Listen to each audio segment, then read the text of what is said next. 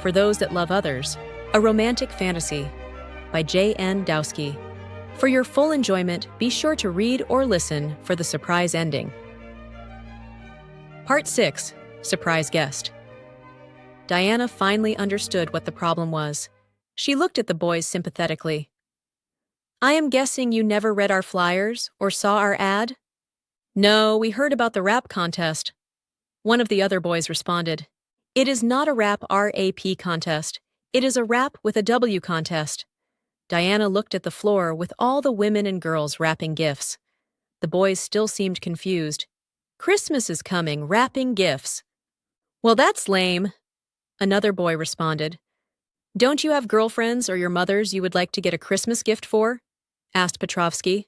"I think my mom would love one," the youngest among them stated. The other boys looked at him disappointedly. "No, we don't have any beaches," the leader replied. "We're lone wolves." "Lone wolves that travel in a pack?" Diana questioned. "You know what I meant." The leader defended himself, yet still feeling stupid. "Do you know any nice girls?" another boy asked. The other boys now looked at him disappointedly. "This scene is whack. We're out of here." The leader turned to his group. As they turned to leave the shop, a white stretch limo with gold trim pulled up in front. The rear door opened. A young black man stepped out in white leathers, thick gold chains around his neck, a sideways white leather baseball cap with his gold NY Yankees logo.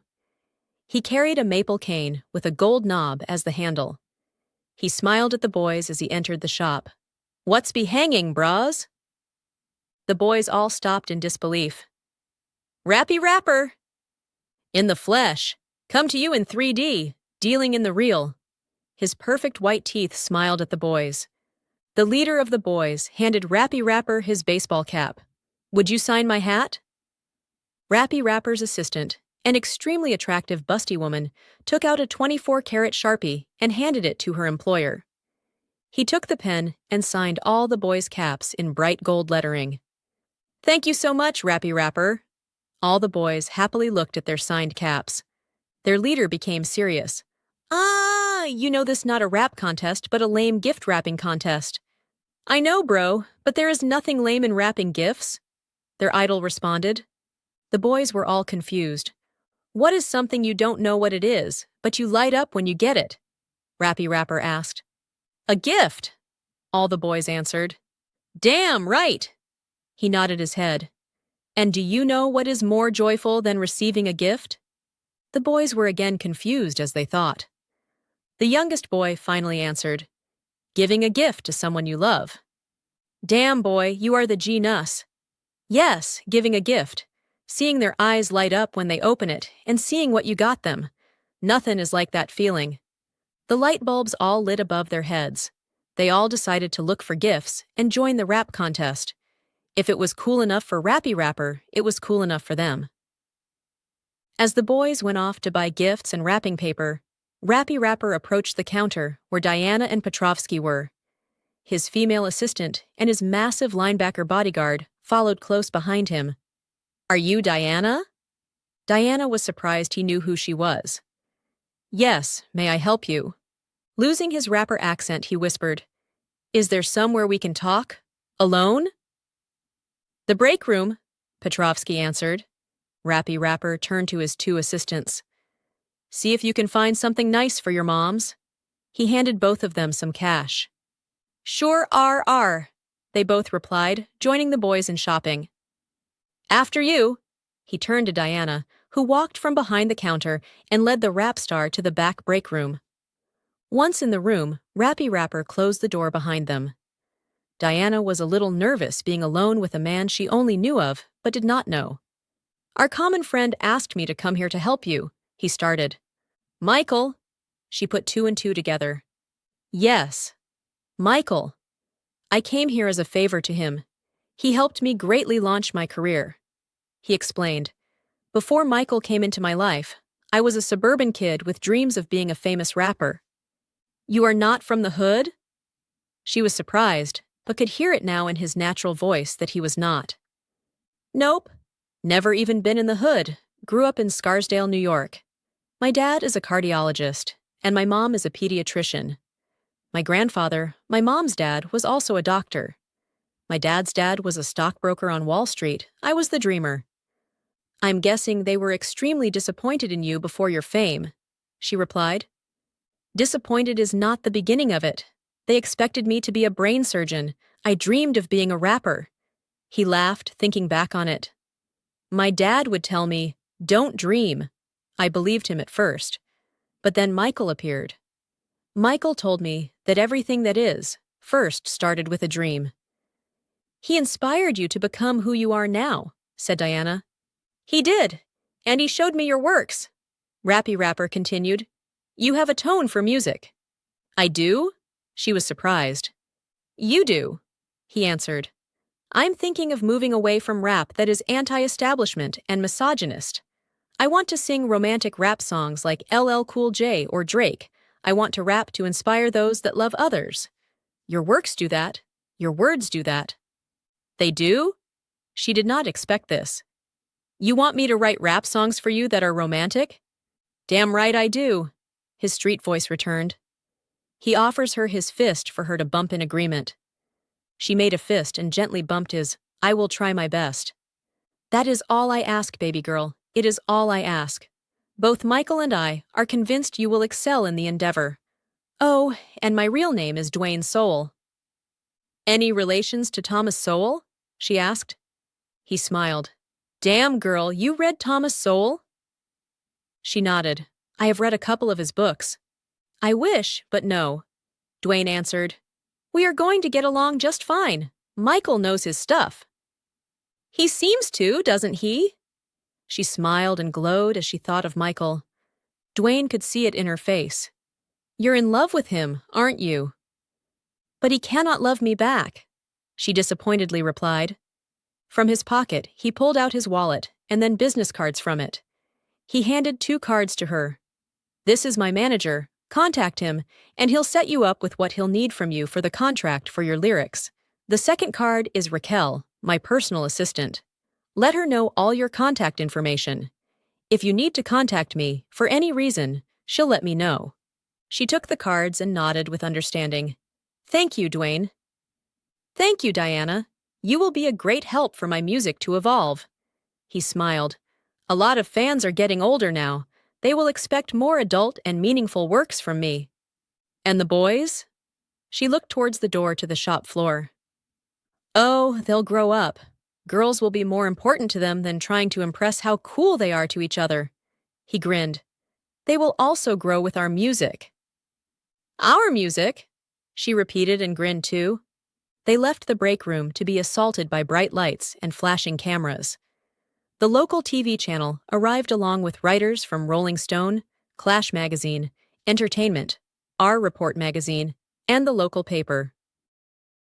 2 months later, Mr. Porter entered with the mail. The shop was its usual busy traffic, ever since the free publicity and success of the rap contest and the surprise visit of Rappy Rapper. Elwood, the winner of the rap contest, was working for Mrs. Wdowski as their professional gift wrapper. This time, he was providing his talents for the male customers buying Valentine's Day gifts and cards for their wives and girlfriends. Another new addition to the shop was a section of cards, printed by the Heartfelt card company, all created by Diana. Sitting behind the counter near the register, many of the men asked her to sign the cards that she had made. You know exactly how I feel about her, and yet you don't know me. One of the men confessed to her. I'm so happy to hear I could help. She signed on the back. I hope it has the effect you hope it will have on her. As the man stepped aside, Mr. Porter handed Diana a small pile of letters. None for me? Mrs. Wdowski asked him. There is one. It is from me, but you will have to wait for the 14th. He answered. She took his free arm and kissed him on the lips. I can wait. Diana opened the first letter from Heartfelt Card Inc. They accepted all my new birthday cards. I knew they would, Trisha and Wdowski both replied. She opened the second letter. It was from Rappy Rapper's manager. Oh my goodness! She could not believe what she just read. Bad news! Wdowski was worried for Diana. It's my first royalty check for my song lyrics. Diana held it up for them to all see. $30,000. They all read it out loud. Petrovsky looked worried. Does this mean you're leaving me? No, Mrs. Petrovsky. I am very happy working here.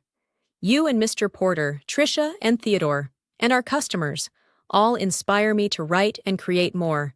You all deserve a part of this. I could not have earned this without all of you. She caused the women to start to tear up. You can buy us dinner tonight at Longo's, suggested Tricia. Petrovsky gave Tricia a light slap on her upper arm. Tricia, that's too expensive. Diana smiled. Longo's it is, my treat. She turned to Elwood. Will you also join us to celebrate? Oh, that's wonderful. Can I bring Bruce? Elwood asked as he wrapped a gift. Of course, Diana answered. Open the third letter, Mr. Porter reminded her. She looked at the return address. It was from a publishing house, Good Books Incorporated. Dear Diana Wright. She started out loud and read the rest to herself. This is unreal. What did they say? Asked Tricia. Diana looked up from the letter at them. They are offering me a $10,000 advancement to write a book of poems. Boy, when it rains, it pours. Tricia smiled. I expect an autographed copy. Me too, repeated Petrovsky. I want one too, added Elwood. It is what I have dreamed of ever since I was a little girl, Diana confessed. It couldn't happen to a better soul, Mrs. Petrovsky responded. Yet, Diana thought to herself, she would give it all up. The success, the fame, the money, all of it, for the one thing she knew she really wanted, but knew she could never have. At that moment, the front doorbell rang. Diana turned her head to see who had entered. Her face froze in amazement. The others were confused by her reaction.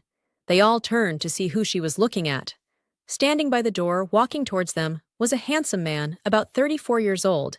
He had a strong jawline, short brown wavy hair, clean-shaven with a perfect smile and bright eyes. He was wearing only a white cotton pullover shirt. Diana, he spoke to her. Michael. She was in a near state of shock.